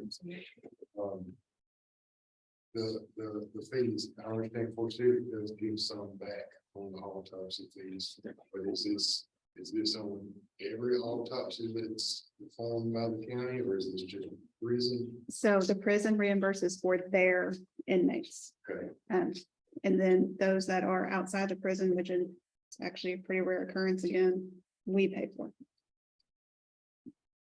is there any way to recoup any fees that the county would pay for the autopsy? I want to defer to Mr. Beatty. Does EMS bill for that? Never heard of it done before, but I'm not sure. The occurrence is very, very rare. I think Very a rare. lot of that, and the reason that was increased is because the county. Sometimes Port Civic would get billed for them and sometimes the county would get billed for them. And then it took, even when I was there, me and Amy. Discussing, hey, okay, Port Civic, so then we had to pay that at that time. And I do have TC sending me a log every month of, okay, we took a Right. trial still inmate. Here's the names you need to be looking for. Mhm.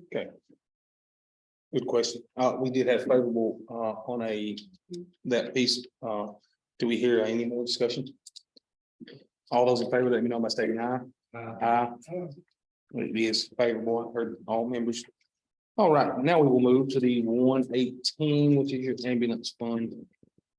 And I seem to have misplaced my, you have an extra with you. I have it written on everywhere and I don't know where it's gone.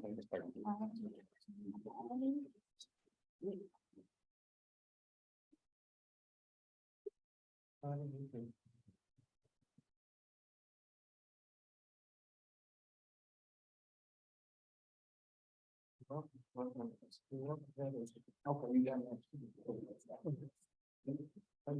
Okay. 118.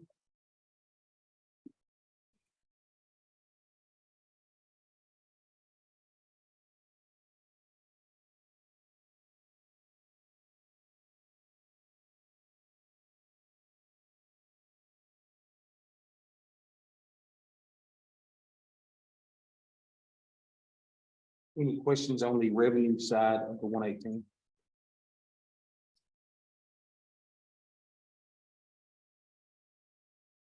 Mr. Chairman, I have one. The charges for current services. Last year, we got about 130,000 more budgeted. Is there any movement in that number, potential movement, excuse me, in that number? For the coming year? You're saying budget that closer to the 630 than we did at the 500? Am I understanding you correctly? In other words, instead of budgeting 500, budget at 600,000, is that what I'm hearing you say? Yes. Because we don't know how many other services we're gonna provide that year, I'd rather not bump that up. I would rather very much undervaluate that revenue.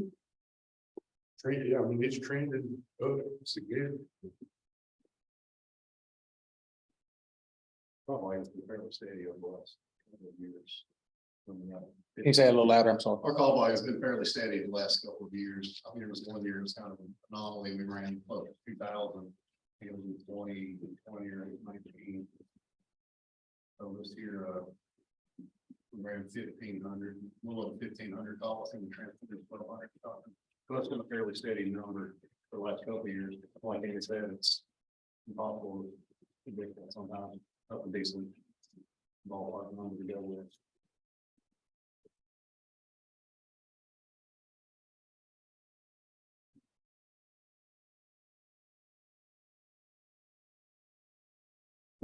Dennis, satisfied? All right, moving on to expenditures. Mr. Beatty, is this line item, medical personnel just for the increases of 2.5%? Yes,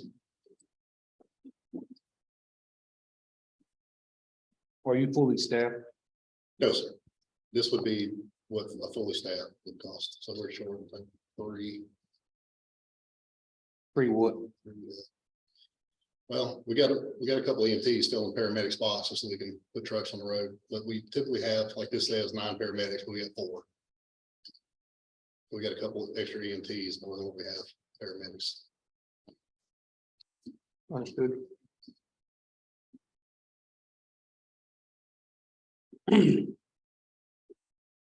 How's it looking? Think we're gonna get more this year or? I wish I knew. I think everybody in the United States is asking the same question.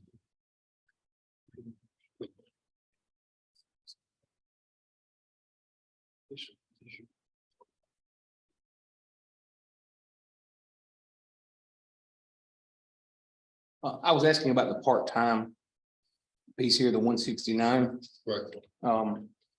To me, it looks like, I know we got in a heavy budgeting of the overtime at $475,000 where we budgeted 320. I know that's based on X amount. It says here based on 96 hours per pay period, that should be total number if you're full staff of overtime hours, if I understand that correctly. But when we put that 100,000, we're pretty much back. That's 103.40, that's 440, that's back to that 475 that we're paying out right there just by going to part-time. I don't know that we'll ever hire 10 people, to be honest with you. He reason, yes, the 10, and we moved back 5, but by using those, that should take off this top line. That will help with the overtime. Put your overtime backward. It should help. Now, it just depends on what we get, because the paramedic part is the part that we're really short on. So if we had a couple of part-time paramedics, that would help tremendously. We have, Do you have any prospects for that? I haven't had anybody call and ask. I have one EMT, I've had several EMTs call with interest, but I don't have any room to add any additional EMTs right now. So everybody's hurting for paramedics. Summer counties had 3 quit the other day. So I mean, So there's guys out there available for us? I think they're just leaving EMS altogether. Oh. I guess what I'm trying to wrap my head around, we were trying to Yeah, fix I the understand what you're trying to say. 475 issue on overtime by adding part-time, but it looks like 340,000 and 100,000 is 440, we're back to that same number. Correct. I mean, we really haven't cut anything there. If I'm looking at those two correctly. And then, I mean, they'll be used sparingly, so I don't know if we would ever run that whole line item out to begin with. I mean, it's, like I said, dependent on their level of licensure. We really need the paramedics, the EMTs, we have extra of. They're kind of a catch-22 on it.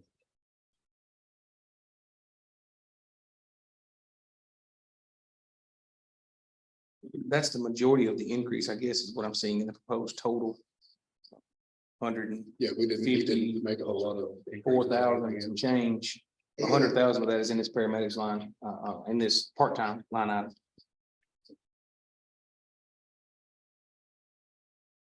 If you're fully staffed, does 340,000 cover all of your overtime and at an employee getting exactly what they should get per Yes, month? That's what it would cost at full staff, yes, is 340, nothing less. That's no extra overtime. yes. Is that correct? That is based on 96 hours. That's based on 96 hours at a full staff. Mhm.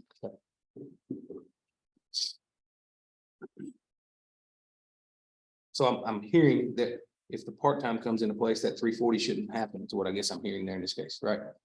Theoretically. All right.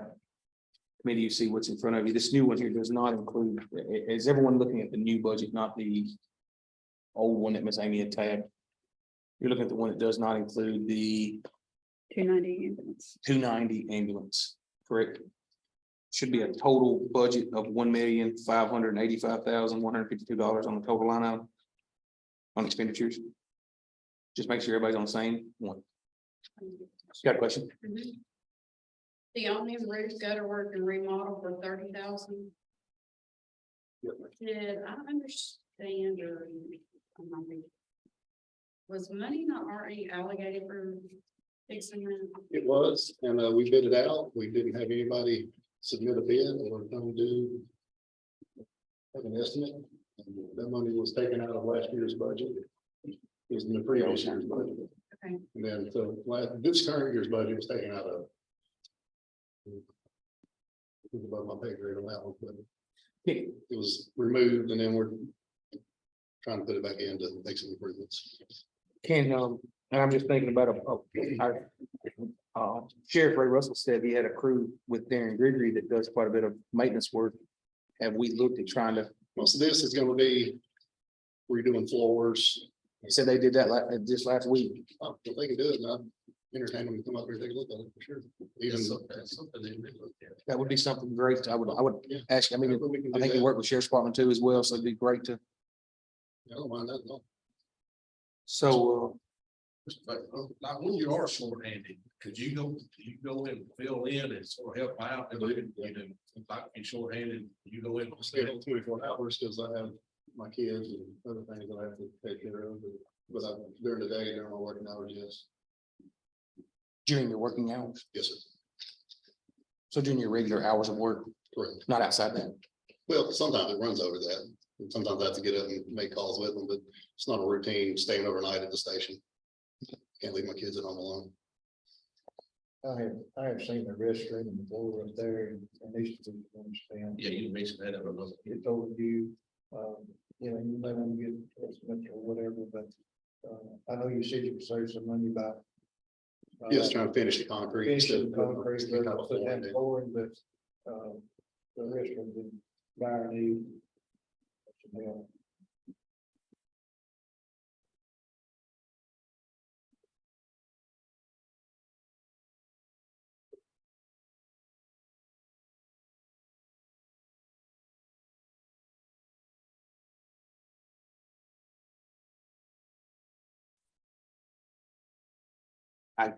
All I was doing right there is looking at the total expenses estimated budget of 2021, 2022, $1,093,000 to this year's budget at $1,585,152 in 2 years' time. That is a increase of about 44%.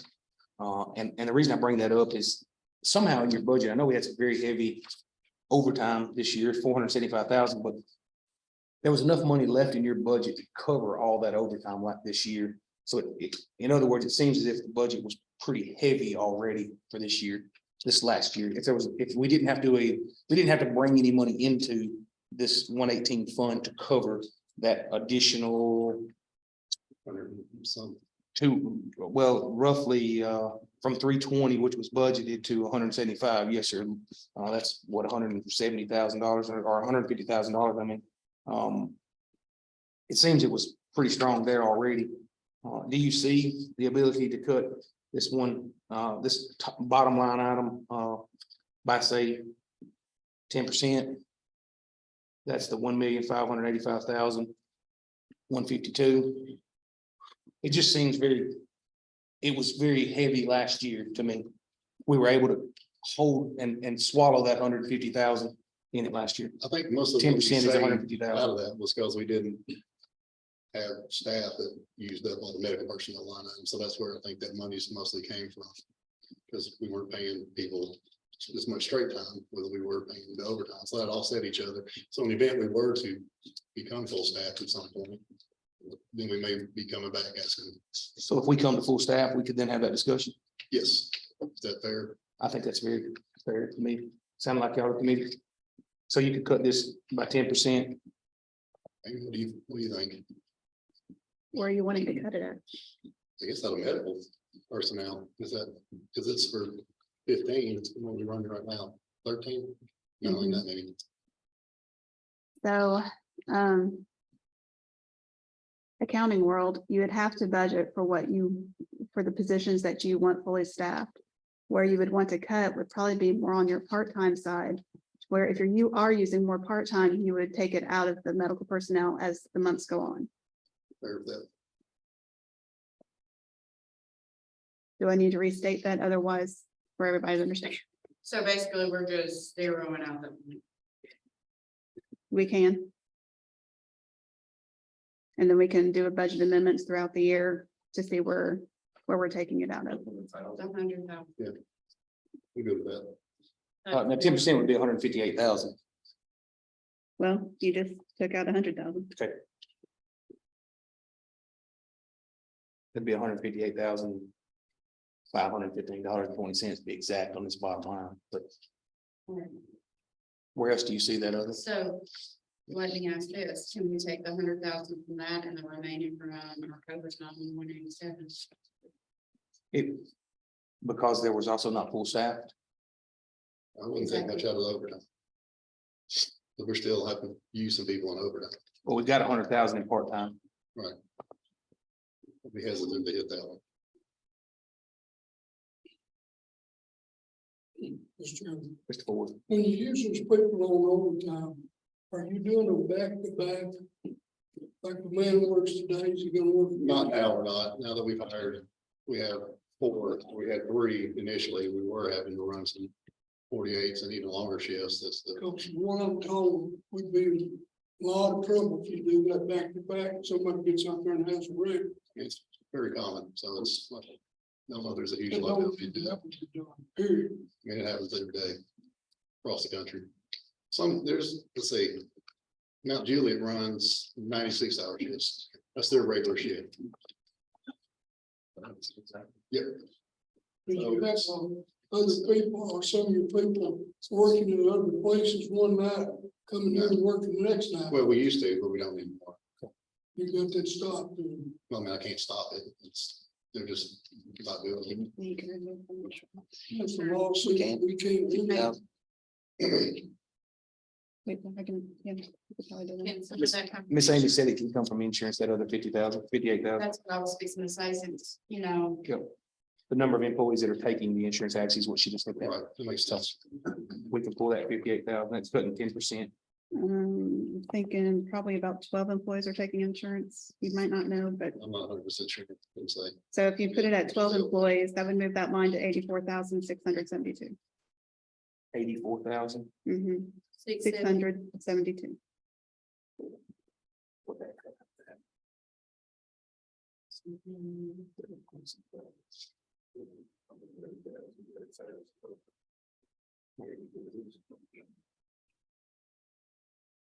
That would put your bottom line at 1,436,342. Do you have, estimates on the repairs to the building? We have not, with all the housing going up and stuff, it's been very difficult to contractor to come out, take a look at it from small. So it's, It seems to be, maybe we can look at, if we can as we said, Mr. Darren, take pieces of it and then whatever they can't do, hold that for. I don't know much Mr. Darren's crew can't do, to be honest with you. He's been in contractor for a long time. That's why he's a very valuable He asset to did this go to community. work and stuff for years. Who's doing the drop-in season at the courthouse? You know who I'm talking Why did you? about? Oscar. Austin. I'm like, why did you ask me? I Because I bet just we went put blank. Oscar on this. Oscar, Oscar. I bet we can put Oscar on this to get it done. so you think we can move that 30 to 20 on that? That'd get you roughly at our 10%, be about $10,000 shy of our 10% that we've talked about cutting out of this I total mean, budget. since Oscar's doing other work, if Oscar could do some of them, then Darren, and then do the other. I think it's just better getting up there. Quick. That needs, see the board. no. Yeah, okay. Got it. I just asked if Oscar's an employee of the county is what I was asking there. I mean, Darren, the sheriff told us that he's put in floors, he's done drywall, he's done, I know he did go to work for, as a living in his business, so these things. Maybe build up that- maybe they So- help the sheriff. Maybe build up the rescue plan. I was thinking the same thing with the rescue earlier as well. One of the two, if all we got paid is materials. So could we cut that one down to 20? Matt, could you deal with us cutting that one down to 20? Matt? I couldn't even tell you because I don't have any idea how much it's actually gonna cost. Right, I really don't. Maybe if Those repairs need to somebody can come up there and take a look at it and run Right. some numbers and then, you know, if we're just paying for material, then probably so. That'll be, I couldn't say right off the top of my head. So if we, would you be comfortable cutting that? If you cut that part-time back to 80? Since you said you don't even know if you can get those individuals. If you cut that part-time back to 80, that put us at the really close to the 10% we're talking about, to 80,000 from 100,000. That is the line item 160, no, sorry, 169. Okay. Is everybody with me there? Line So item that would be 169, it's at 100,000. Oh, I thought it was. Away. Yeah, I thought you removed it. yeah, I thought we did away with that. Correct, I apologize. Didn't mark it off my budget. We took that one back. That's correct. Then we took, what was it, We took insurance. 207 back to 84,672. That's correct. Mhm. That's That a, got us to, that right there totaled what, 35,000 if I have that correct, $35,280. So we're at $135,280 right now. Slash, pretty close to our 10%. That's 8 something, I'd say. I'd have to figure it out. Just be pretty darn close to that. Is that where the committee's coming? I still leave it 30 in. That leaves you about 20,000 over the 10% we talked about. Total budget. the only thing that was changed was line item. I'm sorry, Currently, the only line item we've changed is 162, 169, 160, I'm sorry, I keep reading that backwards, 169 and 207, 207 medical insurance. and 335. Mr. Chair. Yes, sir.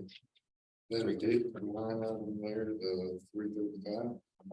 That was. moved to Maintenance. 20. Did we move it to 20? I didn't think we did. No, I we didn't think we didn't moved it. move it. I didn't think we moved it at all. Yeah. That we know that there's, Yeah, there's some needs to repair it. It sounds like there's very heavy needs for repair.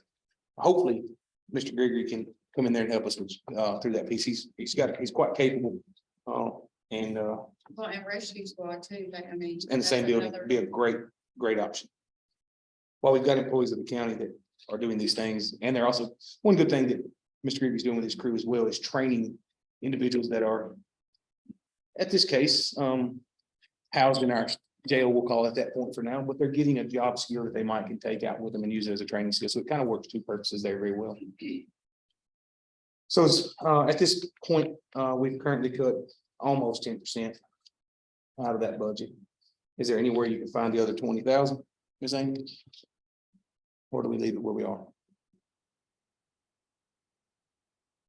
I'm comfortable leaving it where it's at. That puts his fund balance estimated at 250,000. Everybody clear? We'll cut it, those two items off this point at this time. What that leave the bottom figure on that, 1 million?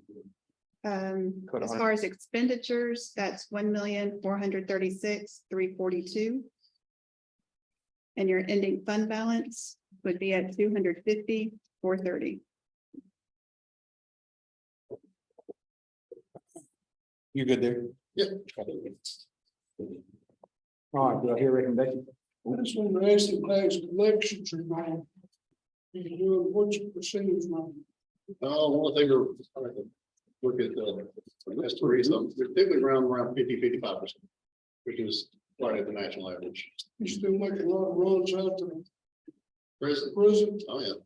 We went there Mr. 3 Boyd, times the other day. if I'm seeing that line item 43,120 on the 118 there on the 4,300, looks like it's moved from 500,000. We had budgeted, we've collected 630,000 on patient charges for those runs. So it seems to be moving in a better direction. Whereas that was 509,000 a year ago's budget. So up $120,000 right there in those collections, which is good to see.